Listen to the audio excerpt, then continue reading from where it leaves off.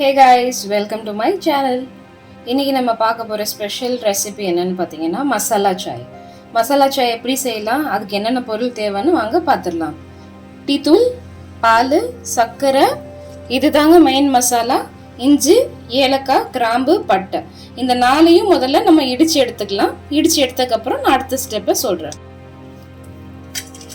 இஞ்சி போட்டுக்கலாம், பட்டை, கிராம்பு, ஏலக்காய், இது நல்லா இடிச்சு எடுத்துக்கலாம்.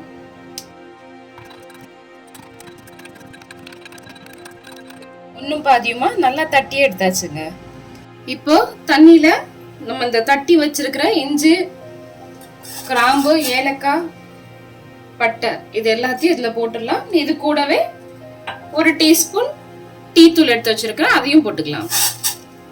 நல்லா கொதி வரட்டுங்க. இப்போ நல்ல கொதி வந்துருச்சுங்க. இந்த ஸ்டேஜ்ல பால் ஆட் பண்ணிக்கலாம்.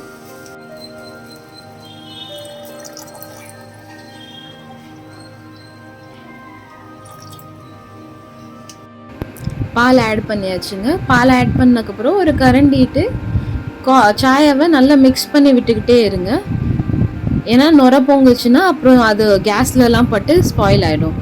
முறை பொங்க பொங்க நீங்கள் கேஸை சிம் பண்ணி இதை கிண்டி விட்டுட்டே இருங்க. கொஞ்சம் நல்லாவே அது கொஞ்சம் திக்காகட்டும். அதில் உள்ள எசன்ஸ் எல்லாமே இதில் இறங்குற வரைக்கும் கொஞ்சம் கிண்டி விட்டுட்டே இருங்க. இதுக்கு மத்தியில் நான் சுகர் போடுறதுக்கு சொல்ல மறந்துட்டேங்க. இதெல்லாம் முடிஞ்சதுக்கப்புறம் கொஞ்சமாக சுகர் ஆட் பண்ணிக்கோங்க. சுகர் ஆட் பண்ணியிருக்கேன் இதில் ஏற்கனவே. சுகர் ஆட் பண்ணிவிட்டு இதை நல்லா ஒரு 5 மினிட்ஸுக்கு நல்ல ஒரு பாயிலில் கொண்டு வாங்க. நல்ல ஒரு பாயிலிங் கன்சிஸ்டன்சியில் வந்ததுக்கப்புறம் உங்களுக்கே அதோட ஸ்மெல்லை பார்த்தாலே தெரிஞ்சிடும். டீ ரெடி ஆயிடுச்சுன்னு சொல்லிட்டு உங்களுக்கு தெரிஞ்சிடும். வாங்க இப்போ டீயை சர்வ் பண்ணிடலாம். உங்ககிட்ட மண்ணில் செஞ்ச கிளாஸ் இருந்தால் அதில் சர்வ் பண்ணுங்கள். அப்படி இல்லைன்னா நார்மல் கிளாஸ் கூட ஓகே தான். எனக்கு இது ரொம்ப பிடிக்கும், அதனால நான் இதில் சர்வ் பண்ணிக்கிறேன். மணக்க சூப்பராக செம்ம மசாலா சாய் ரெடிங்க. வீட்டில் ட்ரை பண்ணி பாருங்கள். ட்ரை பண்ணி பார்த்துட்டு இந்த ரெசிபி உங்களுக்கு பிடிச்சிருந்ததுன்னா do like, share and subscribe to my channel.